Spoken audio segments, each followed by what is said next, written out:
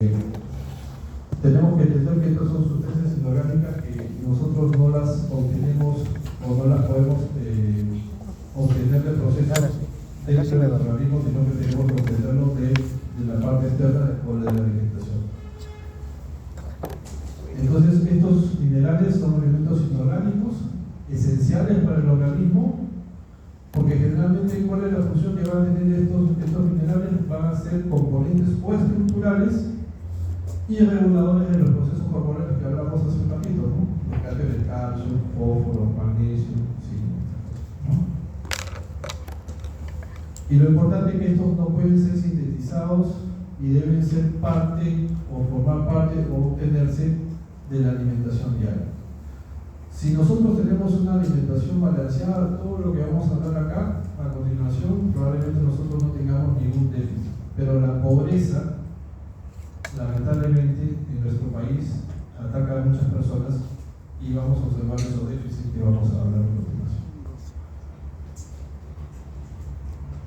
¿Y cómo los clasificamos a estos minerales o a la composición? Los clasificamos como macrominerales. A la cabeza, en los macrominerales tenemos el calcio y fósforo, que son elementos importantes, minerales importantes en el organismo, el magnesio, y los electrolitos y el azufre. Los microminerales o elementos trazas, a la cabeza de importancia tenemos el hierro, el zinc, el yodo, selenio, flúor, manganeso y cobre. Y los minerales ultratraza, que son el molibdeno, silicio, litio, aluminio, níquel, que son elementos que los necesitamos en muy pocas cantidades y que los obtenemos de los alimentos.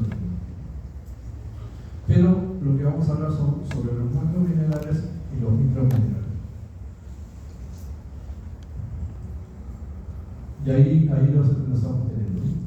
Cuando hablamos de macrominerales, características que estos más o menos van a corresponder al 0,05% del peso corporal total en total del organismo. Sus dosis generalmente son más de 100 miligramos al día y el calcio, fósforo, magnesio es lo que nosotros estamos viendo ahí.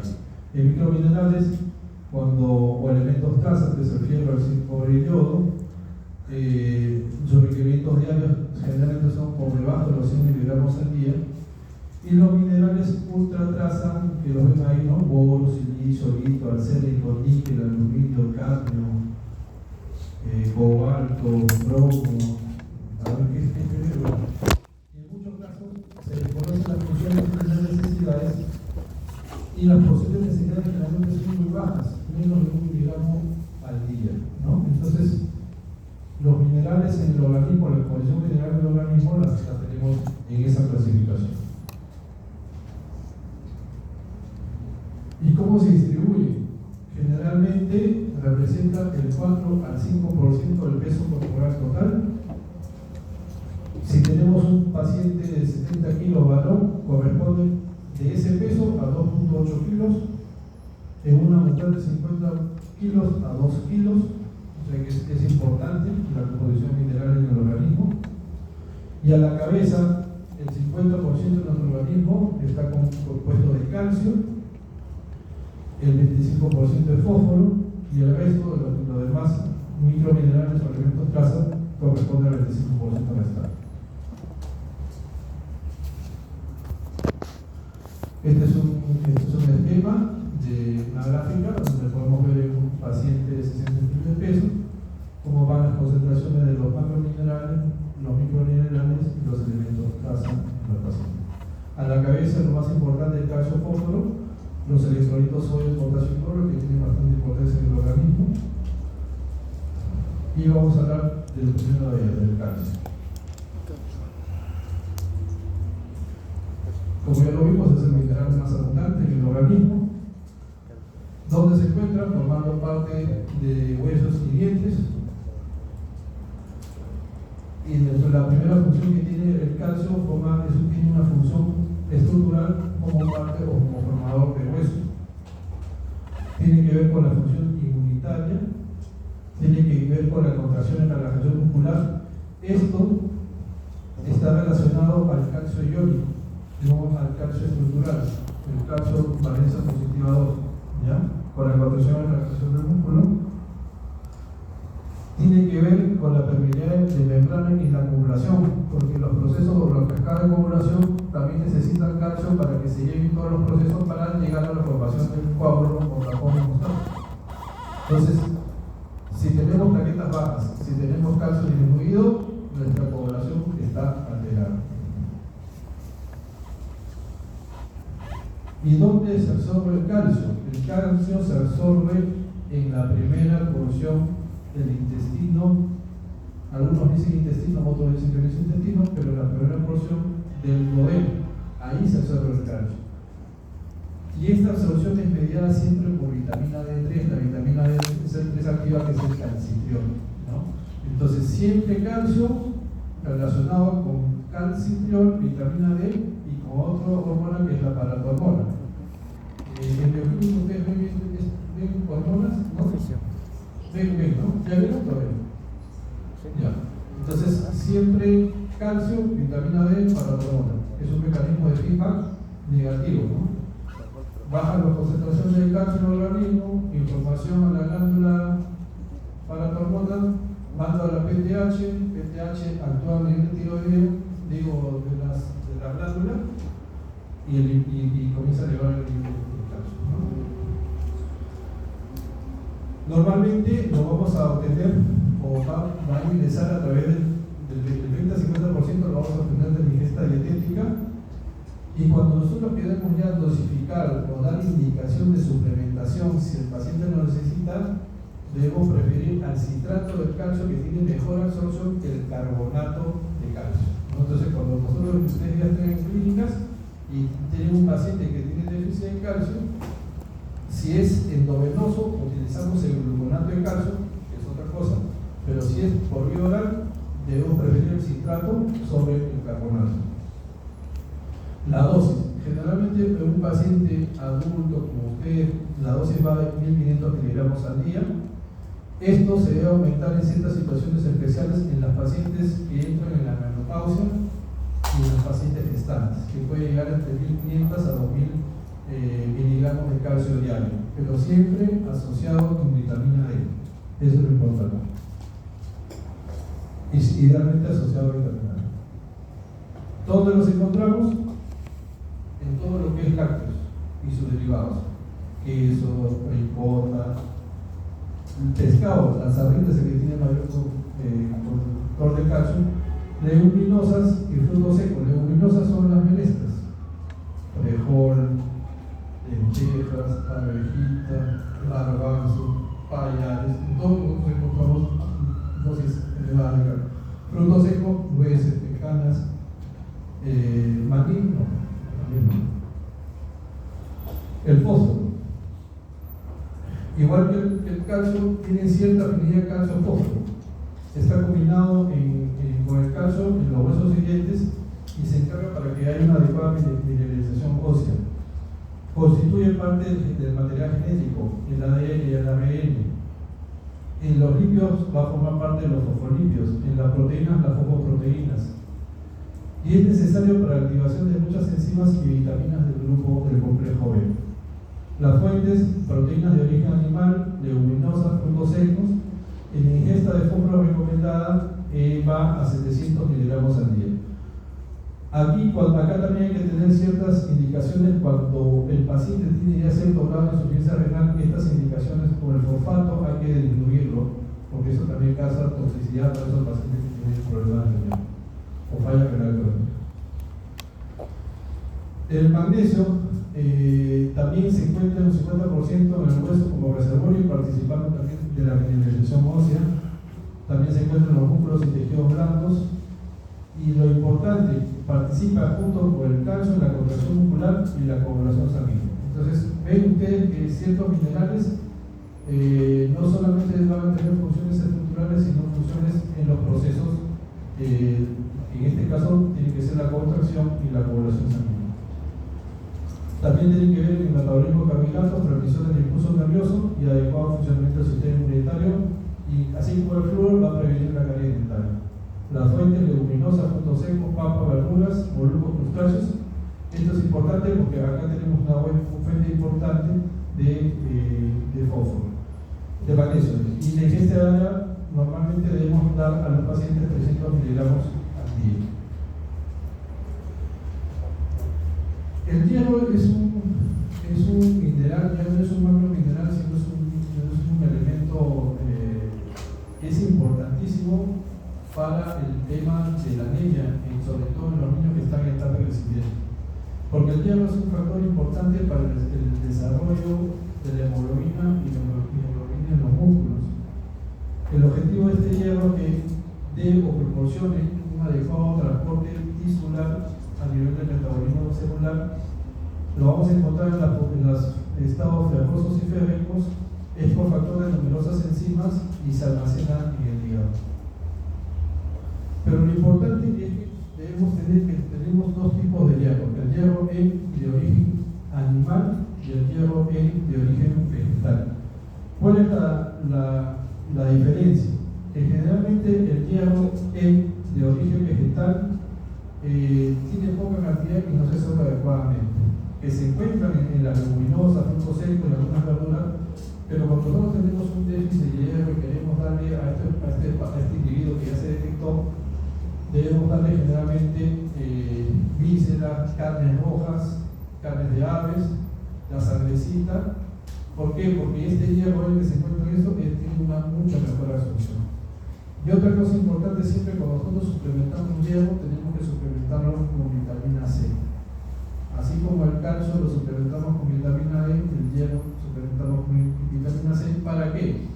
Para que el hierro ferroso se vaya férrico y sea mejor absorción y sea mejor absorción. Y lo que vamos a tener, la patología más frecuente que vemos y que vemos actualmente, que estamos en un grado de progreso que va hasta el 26%, que nuestros niños pequeños entre 2 a 5 años tenemos una alta tasa de anemia por deficiencia de hierro. Y el gran problema es que estos pacientes en ese tipo de edad, si nosotros podemos tener una anemia por deficiencia de hierro adultos, pero no lo pasamos en niños, esta anemia por deficiencia de hierro en el niño va a producirles retardo de crecimiento, va a producirles disminución del coeficiente intelectual y muchas cosas más.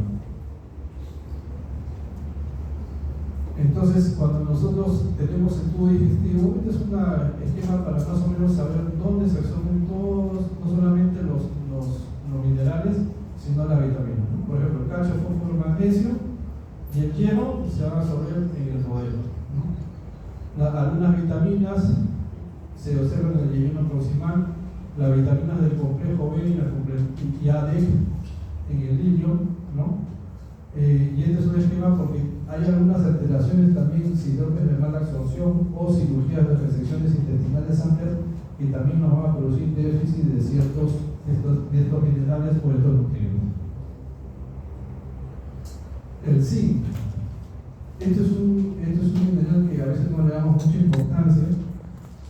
Se encuentra un 60% en la tejido muscular y tiene que ver mucho con el crecimiento, sobre todo cuando en la etapa de desarrollo en la niñez. Tiene que ver mucho con la actividad de la vitamina A en la síntesis de enzimas pancreáticas, sobre todo para la digestión de proteínas a nivel del duodeno y yeyuno, esencial para la síntesis de tejido magro. ¿Y cuál es lo importante? Que la deficiencia de zinc puede llevar a un cierto tipo de nanismo. Esto se vio en campesinos iraníes egipcios. Por ejemplo, este no es un niño, este es un joven de 17 años que mide 1,22 m. Y lo que se encontró por qué era esto es porque tuvieron un déficit de zinc en la dieta. Entonces es esencial para la síntesis de tejido magro y no hay almacenes. O sea, si el zinc nosotros lo dejamos de consumir, ese zinc se pierde, no se almacena, ¿no? Y es un limitante para el crecimiento. Entonces, ¿qué síntomas vamos a tener? En la niñez, cuando hay déficit de zinc, va a haber retraso en el crecimiento, retraso en la maduración sexual, alteración de la función inmune. Y cuando si somos pacientes ya adultos y dejamos de consumir el zinc, en realidad los déficits van a ser difíciles de detener, pero en pacientes pobres que no tienen una adecuada dieta balanceada podemos tener esto. Vamos a experimentar caídas de cabello, lesiones en la piel y falta de apetito, ¿no? Pero lo importante de la niñez es esto, que podemos tener retardo en el crecimiento de estos pacientes. ¿No? Fundamental para el sistema inmune, crecimiento y desarrollo. Es importante el sentido del gusto y el apetito. Y lo otro importante, cuando hablamos de la cicatrización de las heridas, si nosotros no tenemos un adecuado nivel de zinc, esas heridas probablemente también van a tener alteración en su cicatrización o van a demorar en cicatrizar. ¿Y dónde lo encontramos? Carnes rojas, pescado, leguminosa, leches, postres. Por eso les digo, si uno tiene una adecuada ingesta dietética balanceada, probablemente no experimentemos esto.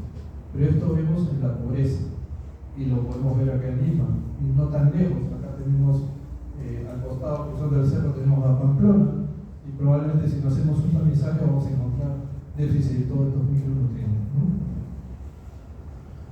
Otro elemento importantísimo es el yodo. La mayor parte de este micromineral se va a encontrar en la glándula de tiroides. ¿Y por qué? Porque este es constituyente esencial de las hormonas, la T3 y la T4, la triotirolina y la tetrahidrotironina. Estas enzimas tiroideas van a participar en el metabolismo basal, o sea, en la tasa metabólica basal, en la reproducción y en el crecimiento, sobre todo en edades tempranas. También en la producción de células rojas, función muscular y nerviosa.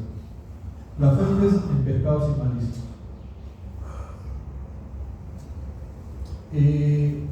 ¿Por qué se yoda la sal?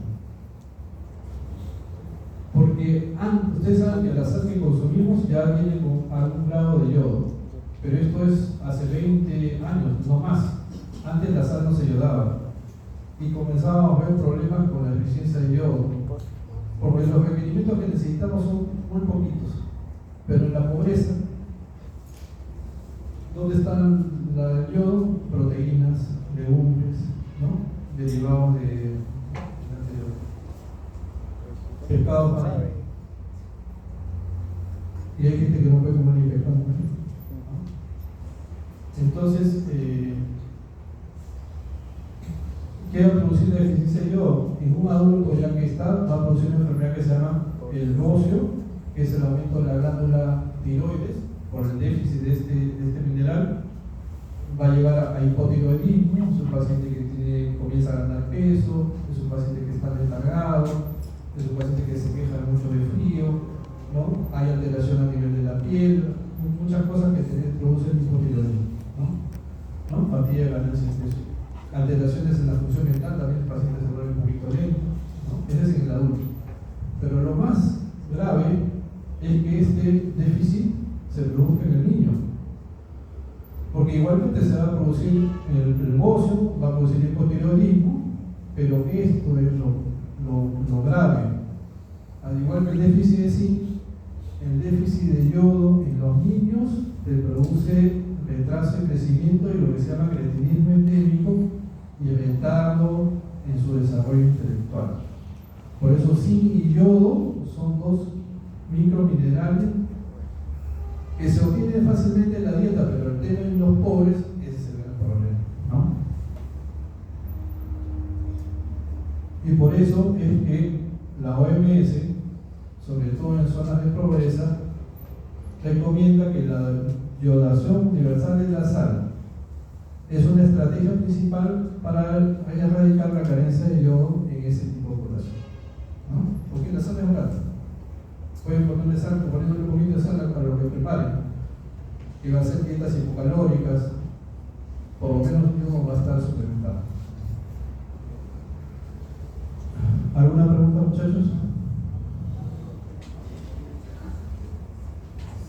¿Ninguna? ¿Claro? Entonces, recuerden, es importante: calcio, fósforo, magnesio, zinc, cobre. Y vamos a hablar del equilibrio ácido-base. Nosotros en el organismo debemos tener un equilibrio entre los ácidos que se producen y las bases que se producen también en el objetivo es que esta producción entre ácidos y bases debe mantener un pH constante. ¿Y qué es el pH? Potencial de hidrógeno. Es Potencial de hidrógeno. Claro, es la concentración de hidrogenio. Pero la concentración de hidrogenio es, pues, si nosotros es que queremos expresarlo en un número, ¿cuánto es la concentración de hidrogenio? Se expresan en nano equivalentes. Y esos nano equivalentes no podemos medirlo. Por eso que el pH se hace una fórmula logarítmica para esa concentración expresarla en un número, podemos llamarle 7, 8, 6, ¿no? Entonces, los procesos metabólicos en el cuerpo van a producir ácidos continuamente y también van a generar bases. Y la idea es que estos dos elementos, ácidos y bases, se mantengan en una homeostasis, en un equilibrio, ¿no? Y este metabolismo equilibrio ácido-básico también está relacionado con el metabolismo del agua y el balance hidroelectrolítico. La mayor parte del ácido va a provenir del metabolismo de los hidratos de carbono y de las grasas. Generalmente se producen entre 15.000 a 20.000 milimoles de dióxido de carbono por día. Y esto es lo que nosotros tenemos, ¿no? Nuestra vía final de combustión o de la respiración celular generalmente va a ser CO2 y agua. Esto va a formar el ácido carbónico y este es hidrogenio y el bicarbonato. Entonces el ácido más una base, ¿no? Entonces siempre tiene que estar en un equilibrio. Este hidrogenio también se va a unir a la hemoglobina y se va a unir en los alveolos, y esto se elimina como CO2 y agua durante cada respiración. Otra fuente de los ácidos orgánicos, cuando tenemos un metabolismo incompleto de la glucosa y de los ácidos gaseosos, el ácido láctico y la cetoacidosis, ¿no? Cuando hacemos la combustión de los carbohidratos en la vía aerobia, ¿cómo se llama ese ciclo?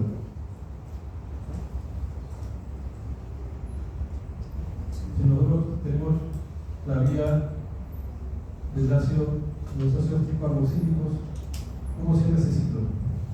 Krebs. ¿Ciclo de? Krebs. El Krebs. ¿El objetivo del ciclo de Krebs cuál es? ¿Ah? Generar energía. ¿Y nuestros metabolitos finales qué son? CO2 y agua. Esos son los metabolitos.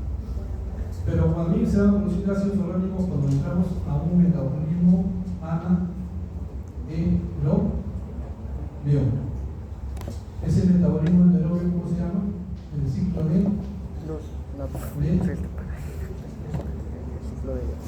para formar el ácido láctico. Ciclo de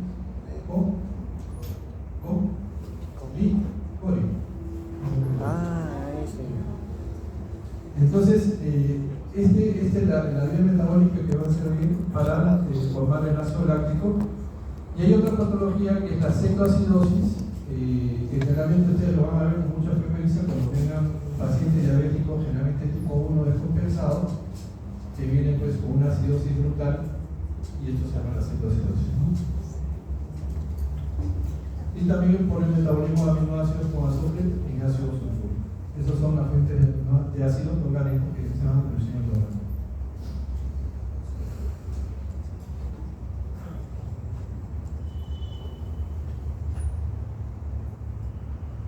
Y las bases van a provenir del metabolismo de aminoácidos aniónicos, generalmente glutamato y aspartato, y la oxidación y el consumo de aniones orgánicos como lactato y citrato que van a producir como vía final bicarbonato. Los ácidos van a producir como vía final hidrogeniones y CO2, y las bases no van a producir bicarbonato. Y por eso les decía, ¿no? La concentración es, claro, es la concentración de hidrogeniones, pero como es una concentración tan baja, esa concentración no la vamos a expresar en un número, y por eso que se utiliza el logaritmo negativo en base de la concentración de hidrógeno. Ese es lo que se llama pH. Y el pH normal, ya tenemos un número que es el 7.4, ¿no? Eso es algo que esto que está acá, ustedes lo van a manejar a diestra y siniestra, como ya estén haciendo sus prácticas, o ya estén en su internado, ¿no? ¿Y cómo obtenemos una muestra de la acidemia de un individuo? ¿Cómo lo obtenemos?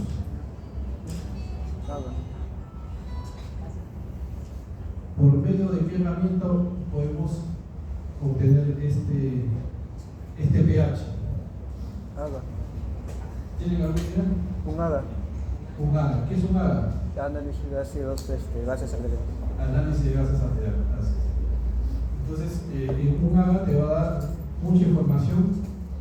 Ahora ya hay máquinas que te dan más información del pH, más información de todo lo que vamos a ver, pero es la forma de obtener esta información.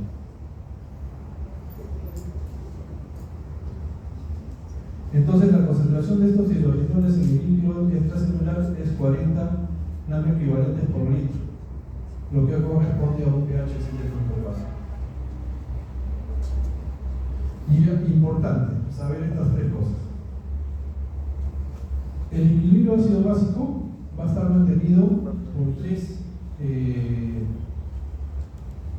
sectores, por tres componentes o por tres medidas, que son los amortiguadores químicos, buffers o tampones, por la actividad del pulmón, que se tiene reflejada en la hiperventilación, y por la actividad del riñón.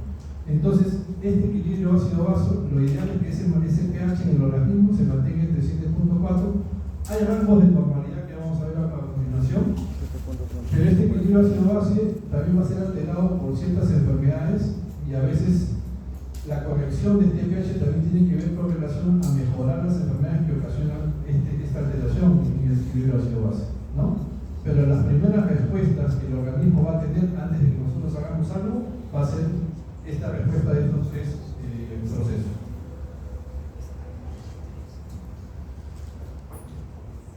Cuando hablamos de amortiguadores químicos o buffer o tampones, generalmente esto se refiere a que es un compuesto que está formado por una base, un ácido débil y la base conjugada. En este caso, la base conjugada va a citar el hidrógeno y el ácido débil puede así ser liberado, ¿no? Y uno de los principales buffers que tenemos nosotros es el bicarbonato CO2. Ese es uno de los que tenemos. Y el objetivo es ese. Ustedes ven acá, ¿no? Tenemos el hidrógeno, el bicarbonato, va a formar el ácido carbónico. El ácido carbónico se desdobla el CO2 y en agua, y puede tener para un lado y para el otro, ¿no? Las otras buffers o tampones son los fosfatos orgánicos y inorgánicos intracelulares. Sobre todo, la hemoglobina también puede actuar como buffer a nivel de los eritrocitos. Este es el sistema buffer bicarbonato, que es lo que hace. Y este es el otro sistema o buffer que se utiliza, que es el tampón fosfato, ¿no? Tenemos el tampón bicarbonato, el tampón fosfato, ¿no?